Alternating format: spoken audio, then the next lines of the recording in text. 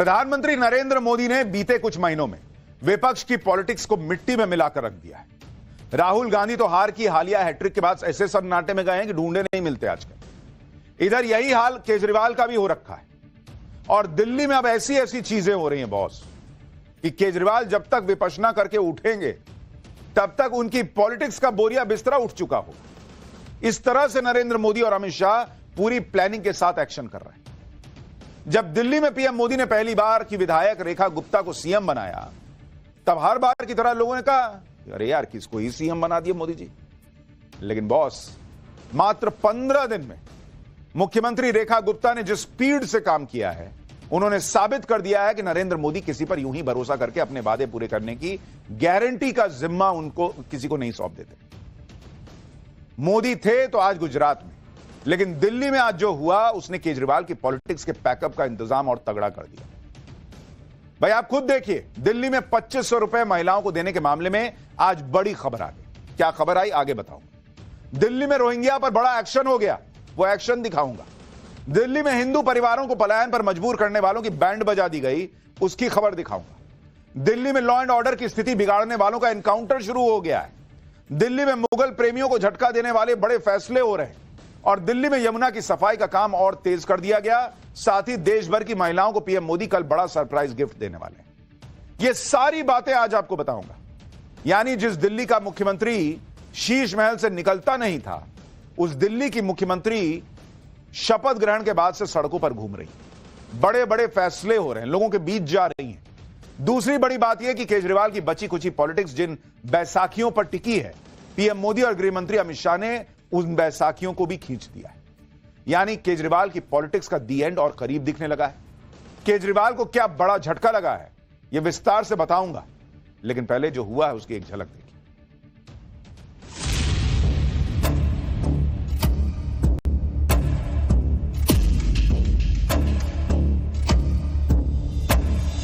अपने को दूसरे से बड़ा मुगले आजम बनाने के लिए ये पगले आजम बनने की तरफ जा रहे हैं।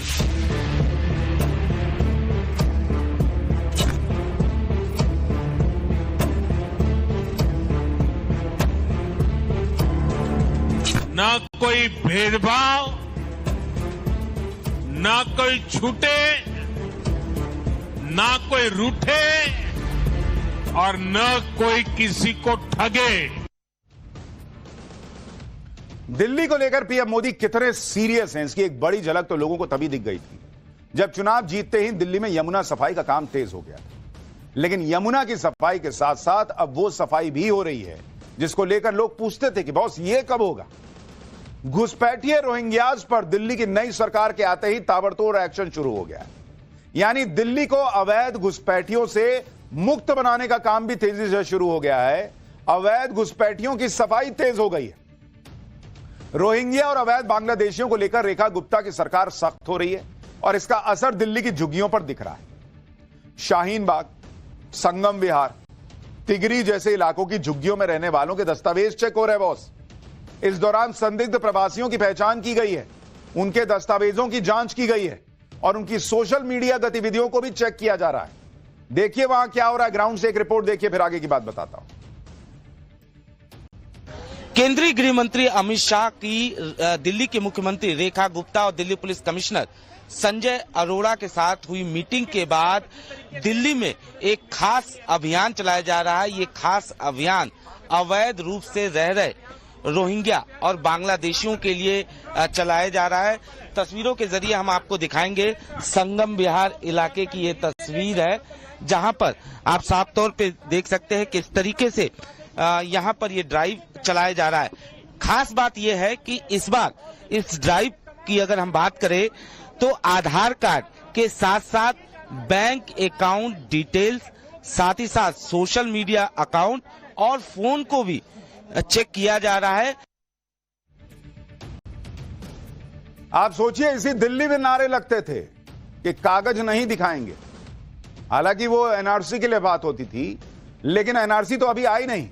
लेकिन जो अवैध घुसपैठ करके बैठे, जब उनकी चेकिंग शुरू हुई तो कागज दिखा रहे हैं लोग। ये होता है जब वक्त का पहिया घूमता है, एक मजबूत सरकार आ जाती है। यह कार्रवाई दिल्ली की सीएम रेखा गुप्ता के निर्देश के बाद हो रही है। कुछ दिन पहले दिल्ली की मुख्यमंत्री रेखा गुप्ता और केंद्रीय गृह मंत्री अमित शाह की एक अहम बैठक हुई थी। बैठक में कानून व्यवस्था और रोहिंग्यास के मुद्दे पर चर्चा हुई थी। बैठक के बाद ही सीएम रेखा गुप्ता ने एक्शन का फैसला लिया था। अभी तक करीब 33 बांग्लादेशियों को डिपोर्ट किया भी जा चुका है। कई लोग डिटेंशन सेंटर में हैं जिनको डिपोर्ट किया जाएगा। यानी दिल्ली में रोहिंग्या, जो घुसपैठिए रोहिंग्या हैं, इनकी एक बड़ी समस्या थी, उस पर अब दिल्ली में नई सरकार ने आते ताबड़तोड़ एक्शन शुरू कर दिया। सवाल यह है कि केजरीवाल ये नहीं कर सकते थे, क्यों नहीं किया केजरीवाल ने? यही तो बीजेपी कहती थी कि जानबूझ के ऐसे लोगों को बसाया है केजरीवाल ने ताकि वोट बैंक की पॉलिटिक्स हो सके। और बीजेपी अब करके दिखा रही है, देखिए हम कर सकते हैं, ये नहीं कर रहे थे। दिल्ली पुलिस का कहना है कि रोहिंग्या के खिलाफ यह एक्शन अभी और तेज होने वाला है। दिल्ली को भयमुक्त बनाने के लिए कानून व्यवस्था को भी टाइट किया जा रहा है, जिससे वांटेड अपराधियों की शामत आई हुई है। जैसे दिल्ली के नरेला में वांटेड अपराधी शेर खान पकड़ा गया। दिल्ली पुलिस ने एनकाउंटर में शेर खान को गिरफ्तार किया। शेर खान पर हत्या, लूट समेत 27 मामले दर्ज हैं। लंबे वक्त से इसकी तलाश थी। 6 मार्च को दिल्ली पुलिस ने चेकिंग के दौरान शेर खान को पकड़ा था। यानी अवैध घुसपैठियों को निकालना, जो अपराधी अपराध कर रहे हैं उन पर एक्शन तेज करना, एनकाउंटर करना, यह भी दिल्ली में डबल इंजन की सरकार ने शुरू कर दिया। यह बीजेपी साबित कर रही है। दिल्ली में ताबड़तोड़ एक्शन इसलिए हो रहे हैं क्योंकि अब दिल्ली में डबल इंजन दौड़ रहा है। केंद्र और राज्य सरकारें मिलकर काम कर रही हैं। अब कंफ्यूजन कम और काम ज्यादा है। ये तो काम नहीं करने देते जी, ये वाला डायलॉग अब नहीं सुनाई दे रहा, क्योंकि पब्लिक भी पूछती थी शीश महल बनाने में एलजी बनाने देते हैं और कानून व्यवस्था की बात देखनी हो तो एलजी और होम मिनिस्टर काम नहीं करने देते हैं। और यही केजरीवाल शीला दीक्षित को कहते थे कि दिल्ली के मुख्यमंत्री के पास लॉ एंड ऑर्डर नहीं है तो क्या हुआ, वो कर सकती है बहुत कुछ, लेकिन जब खुद की बारी आई तो कुछ नहीं किया। आप देखिए, दिल्ली की कानून व्यवस्था को टाइट करने के लिए खुद दिल्ली के पुलिस कमिश्नर 3 दिन पहले रात में गश्त लगा रहे थे। ये दिल्ली के पुलिस कमिश्नर हैं जो रात में निकले गश्त लगाने की, देखें जरा क्या व्यवस्था है। अपने आप मामला टाइट हो गया। यानी कानून व्यवस्था को लेकर रेखा गुप्ता पूरी तरह से एक्टिव है और बीजेपी के विधायक भी लोगों से लगातार मिलकर उनकी समस्याएं सुन रहे हैं। इसकी जरूरत भी है क्योंकि दिल्ली के पटपड़गंज में एंटी सोशल एलिमेंट से परेशान होकर कुछ लोगों ने पलायन करने का फैसला किया। इन हिंदू परिवारों ने अपने घरों के बाहर मकान बिकाऊ है के पोस्टर लगा दिए। इसका पता चलते ही पटपड़गंज से बीजेपी के विधायक रविंदर नेगी इन लोगों के घर गए। मकान बिकाऊ वाले हैं, पोस्टर फाड़ दिए। उन्होंने कहा कि अरे बॉस, कहां जा रहे हैं आप? कोई मकान बिकाऊ नहीं है, यहां कोई डरने की जरूरत नहीं है, यहीं रहना है आपको।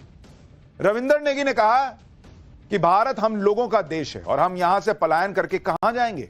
जिन लोगों को परेशानी है वो यहां से जाएंगे।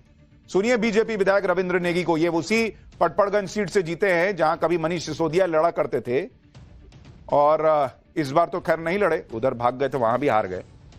लेकिन वहां की हालत देखिए। संदेश ये देना चाहता हूं कि आपको जरूरत क्या है मकान बेचने की। हम कानून और संविधान को मानते हैं, हम कानून के तहत काम कर रहे हैं। जो कोई गलत चीज कर रहा है तो जरूर उसके कानून के तहत कार्रवाई होगी और कार्रवाई 100% होगी। हमें जरूरत क्या है मकानों के आगे हमें बिकाऊ लिखने की? कोई प्लान करने की जरूरत ही नहीं है। हिंदुस्तान में प्लान करके कहां जाएंगे हम लोग? हमारा देश है ये भाई, भारत हमारा देश है, हिंदुस्तान हमारा देश है, हिंदुओं का देश है। हम कहां जाएंगे? हम यहीं रहेंगे। क्या दिक्कत है? किसी को अगर परेशानी है वो जाएगा, जिसको हमसे परेशानी है वो भागेगा। हम क्यों भागेंगे? भाई दिल्ली में बड़े बड़े काम तेजी से हो रहे हैं और अब तो यह खबर भी आ गई है कि दिल्ली को पीएम मोदी ने जो सबसे बड़ी 2500 रुपए महिलाओं को देने की गारंटी दी थी, वो भी कल पूरी होने वाली। सूत्रों के हवाले से खबर है कि कल सुबह दिल्ली कैबिनेट की एक बैठक होगी। इस बैठक में हर महीने 2500 रुपए की वित्तीय सहायता देने वाली महिला समृद्धि योजना का ऐलान हो जाएगा। कल महिला दिवस पर दिल्ली के जवाहरलाल नेहरू स्टेडियम में इससे जुड़ा कार्यक्रम होगा। इस कार्यक्रम में बीजेपी अध्यक्ष जेपी नड्डा, दिल्ली की मुख्यमंत्री रेखा गुप्ता और बीजेपी महिला मोर्चा की अध्यक्ष शामिल होंगे। सूत्रों के मुताबिक दिल्ली में सालाना 2.5 लाख से कम कमाने वाली महिलाएं इस योजना की लाभार्थी होंगी। 21 से 60 साल की महिलाओं को यह हर महीने 2,500 रुपए की मदद दी जाएगी। कल ही इस योजना के लाभार्थियों का ऑनलाइन रजिस्ट्रेशन भी शुरू हो जाएगा। यानी उधर जब तक केजरीवाल विपश्यना करके उठेंगे, बाहर निकलेंगे, पूछेंगे कि आतिशी जी को फोन लगाएंगे, हाँ भाई अब किस पे प्रेस कॉन्फ्रेंस करना है, तो आतिशी जी कहेंगे किस पे करें सर, 2,500 भी दे रहे हैं ये लोग, तो लॉ एंड ऑर्डर भी ठीक कर रहे हैं, रोहिंग्या को भी निकालने का काम होने लगा है, तो फिर कुछ बनेगा प्लान। फिलहाल पता नहीं क्या है।